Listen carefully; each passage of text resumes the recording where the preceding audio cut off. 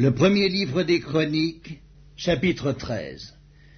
David tint conseil avec les chefs de milliers et de centaines, avec tous les princes. Et David dit à toute l'assemblée d'Israël, « Si vous le trouvez bon, et si cela vient de l'Éternel notre Dieu, envoyons de tous côtés vers nos frères qui restent dans toutes les contrées d'Israël, et aussi vers les sacrificateurs et les Lévites, dans les villes où sont leurs banlieues, afin qu'ils se réunissent à nous, et ramenons auprès de nous l'arche de notre Dieu, car nous ne nous en sommes pas occupés du temps de Saül. » Toute l'assemblée décida de faire ainsi, car la chose parut convenable à tout le peuple.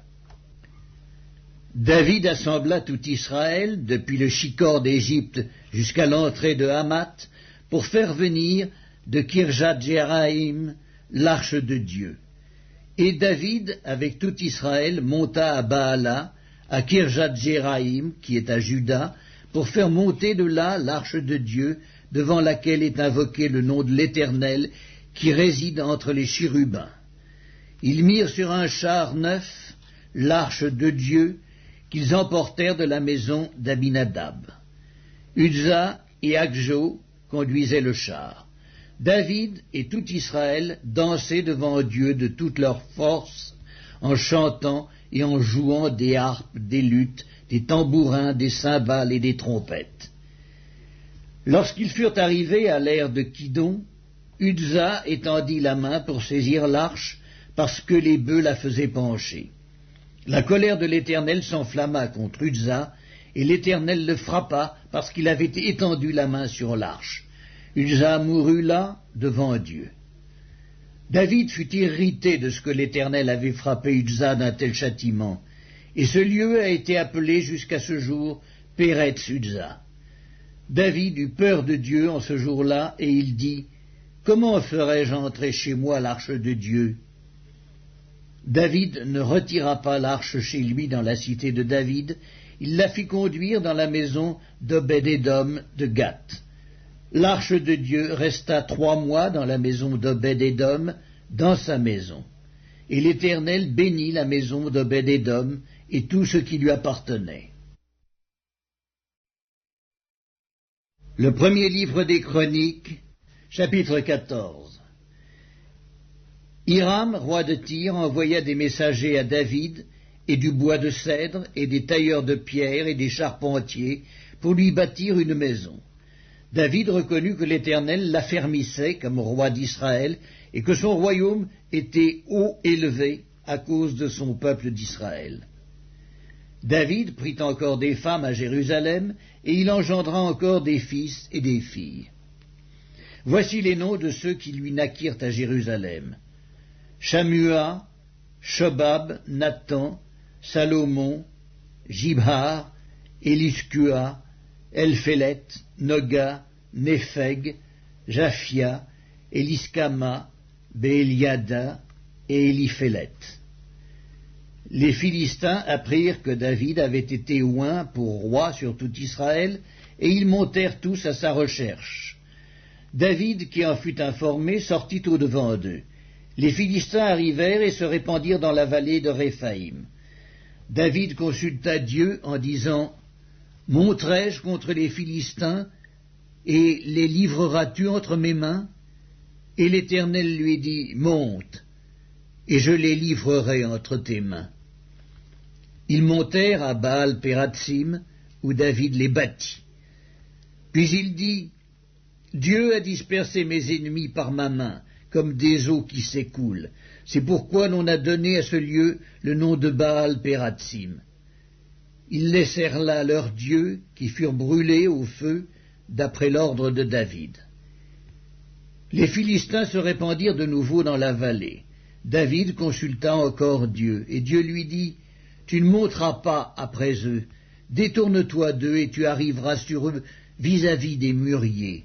Quand tu entendras un bruit de pas dans les cimes des mûriers, alors tu sortiras pour combattre, car c'est Dieu qui marche devant toi pour battre l'armée des Philistins. » David fit ce que Dieu lui avait ordonné, et l'armée des Philistins fut battue depuis Gabaon jusqu'à Gézer. La renommée de David se répandit dans tous les pays, et l'Éternel le rendit redoutable à toutes les nations. Le premier livre des Chroniques, chapitre 15. David se bâtit des maisons dans la cité de David. Il prépara une place à l'arche de Dieu et dressa pour elle une tente. Alors David dit, « L'arche de Dieu ne doit être portée que par des Lévites, car l'Éternel les a choisis pour porter l'arche de Dieu et pour en faire le service à toujours. » Et David assembla tout Israël à Jérusalem pour faire monter l'arche de l'Éternel à la place qu'il lui avait préparée. David assembla les fils d'Aaron et les Lévites. Des fils de Kéhat, Uriel, le chef, et ses frères, 120. Des fils de Merari, Azaja, le chef, et ses frères, 220. Des fils de Gerscom, Joël, le chef, et ses frères, 130. Des fils d'Élitsaphan, Shemaéja, le chef, et ses frères, 200. Des fils d'Hébron, Eliel, le chef, et ses frères, 80. Des fils d'Uziel, Aminadab, le chef, et ses frères, 112. David appela les sacrificateurs Tsadok et Abiatar, et les Lévites Uriel, Azaja, Joël, Shemaéja, Eliel et Aminadab. Il leur dit, « Vous êtes les chefs de famille des Lévites. Sanctifiez-vous, vous et vos frères, et faites monter à la place que je lui ai préparée l'arche de l'Éternel, du Dieu d'Israël. Parce que vous n'y étiez pas la première fois, l'Éternel notre Dieu nous a frappés, car nous ne l'avons pas cherché selon la loi. » Les sacrificateurs et les Lévites se sanctifièrent pour faire monter l'arche de l'Éternel, du Dieu d'Israël. Les fils des Lévites portèrent l'arche de Dieu sur leurs épaules avec des barres, comme Moïse l'avait ordonné, d'après la parole de l'Éternel. Et David dit aux chefs des Lévites de disposer leurs frères les chantres avec des instruments de musique, des luths, des harpes et des cymbales, qu'ils devaient faire retentir de sons éclatants en signe de réjouissance. Les Lévites disposèrent Héman, fils de Joël, parmi ses frères Asaph, fils de Bérekia, et parmi les fils de Merari, leurs frères, Étan, fils de Cuskaja, puis avec eux leurs frères du second ordre, Zacharie, Ben, Jahaziel, Shemiramoth, Jéhiel, Unni, Eliab, Benaja, Maaséja, Matithia, Eliphélé, et Mikneja, et Obed-Édom, et Jéhiel, les portiers. Les chantres, Héman, Asaph et Étan, avaient des cymbales d'airain pour les faire retentir. Zacharie, Aziel, Shemiramoth, Jéhiel, Unni, Eliab, Maaséja et Benaja avaient des luths sur Alamoth. Et Matithia, Eliphélé, Mikneja, Obed-Édom, Jéhiel et Azazia avaient des harpes à 8 cordes pour conduire le chant. Kenania, chef de musique parmi les Lévites, dirigeait la musique car il était habile. Bérekia et Elkana étaient portiers de l'arche.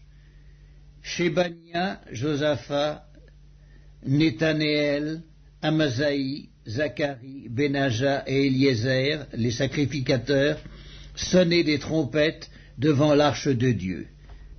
Obed-Édom et Jékija étaient portiers de l'arche. David, les anciens d'Israël et les chefs de milliers se mirent en route pour faire monter l'arche de l'alliance de l'Éternel depuis la maison d'Obed-Édom au milieu des réjouissances. Ce fut avec l'assistance de Dieu que les Lévites portèrent l'arche de l'alliance de l'Éternel. Et l'on sacrifia 7 taureaux et 7 béliers. David était revêtu d'un manteau de byssus. Il en était de même de tous les Lévites qui portaient l'arche, des chantres et de Kenania, chef de musique parmi les chantres. Et David avait sur lui un éphod de lin.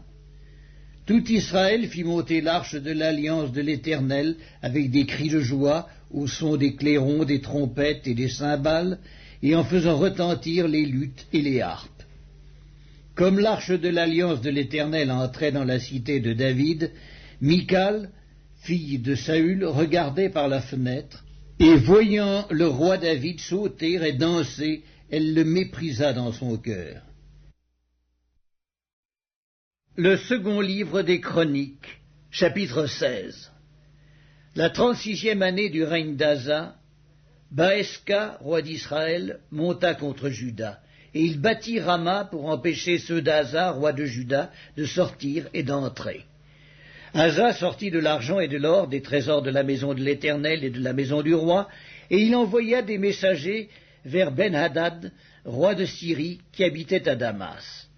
Il lui fit dire qu'il y ait une alliance entre moi et toi, comme il y en eut entre mon père et ton père. Voici, je t'envoie de l'argent et de l'or. Va, romps ton alliance avec Baeska, roi d'Israël, afin qu'il s'éloigne de toi.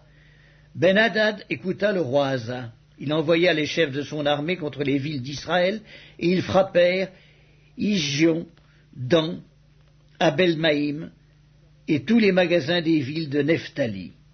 Lorsque Baeska l'apprit, il cessa de bâtir Rama et interrompit ses travaux. Le roi Asa occupa tout Juda à emporter les pierres et le bois que Baeska employait à la construction de Rama, et il s'en servit pour bâtir Geba et Mitzpah. Dans ce temps-là, Hanani, le voyant, alla auprès d'Asa, roi de Juda, et lui dit « Parce que tu t'es appuyé sur le roi de Syrie et que tu ne t'es pas appuyé sur l'Éternel ton Dieu, l'armée du roi de Syrie s'est échappée de tes mains. Les Éthiopiens et les Libyens ne formaient-ils pas une grande armée avec des chars et une multitude de cavaliers?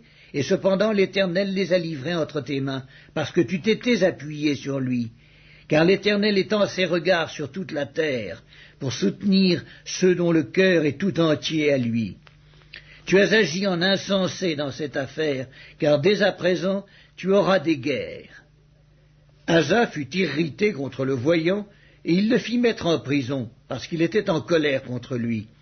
Et dans le même temps, Asa opprima aussi quelques-uns du peuple. Les actions d'Asa, les premières et les dernières, sont écrites dans le livre des rois de Juda et d'Israël. La 39e année de son règne, Asa eut les pieds malades au point d'éprouver de grandes souffrances. Même pendant sa maladie, il ne chercha pas l'Éternel, mais il consulta les médecins. Asa se coucha avec ses pères, et il mourut la 41e année de son règne. On l'enterra dans le sépulcre qu'il s'était creusé dans la ville de David. On le coucha sur un lit qu'on avait garni d'aromates et de parfums préparés selon l'art du parfumeur, et l'on en brûla en son honneur une quantité très considérable. Le second livre des Chroniques, chapitre 17. Josaphat, son fils, régna à sa place. Il se fortifia contre Israël. Il mit des troupes dans toutes les villes fortes de Juda et des garnisons dans le pays de Juda et dans les villes d'Éphraïm, dont Asa, son père, s'était emparé. L'Éternel fut avec Josaphat parce qu'il marcha dans les premières voies de David, son père, et qu'il ne rechercha point les Baals. Car il eut recours au Dieu de son père et il suivit ses commandements sans imiter ce que faisait Israël. L'Éternel affermit la royauté entre les mains de Josaphat, à qui tout Juda apportait des présents, et qui eut en abondance des richesses et de la gloire. Son cœur grandit dans les voies de l'Éternel, et il fit encore disparaître de Juda les hauts lieux et les idoles. La 3e année de son règne, il chargea ses chefs, Ben-Haïl, Abdias, Zacharie, Nethanéel et Michée, d'aller enseigner dans les villes de Juda. Il envoya avec eux les Lévites, Shemaéja, Netania, Zébadia, Azaël, Shemiramoth, Jonathan, Adonijah, Tobija et Tob-Adonijah, Lévites et les sacrificateurs, Eliskama et Joram. Ils enseignèrent dans Juda, ayant avec eux le livre de la loi de l'Éternel. Ils parcoururent toutes les villes de Juda et ils enseignèrent parmi le peuple. La terreur de l'Éternel s'empara de tous les royaumes des pays qui environnaient Juda, et ils ne firent point la guerre à Josaphat. Des Philistins apportèrent à Josaphat des présents et un tribut en argent. Et les Arabes lui amenèrent aussi du bétail, 7700 béliers et 7700 boucs. Josaphat s'élevait au plus haut degré de grandeur. Il bâtit en Juda des châteaux et des villes pour servir de magasins. Il fit exécuter beaucoup de travaux dans les villes de Juda, et il avait à Jérusalem de vaillants hommes pour soldats. Voici leur dénombrement selon la maison de leur père. De Juda, chef de milliers, Adna, le chef, avec 300 000 vaillants hommes, et à ses côtés, Yochanan, le chef, avec 280 000 hommes. Et à ses côtés, Amazia, fils de Zikri, qui s'était volontairement consacré à l'Éternel, avec 200 000 vaillants hommes. De Benjamin, Eliada, vaillant homme, avec 200 000 hommes armés de l'arc et du bouclier, et à ses côtés, Zozabad, avec 180 000 hommes armés pour la guerre. Tels sont ceux qui étaient au service du roi, outre ceux que le roi avait placés dans toutes les villes fortes de Juda.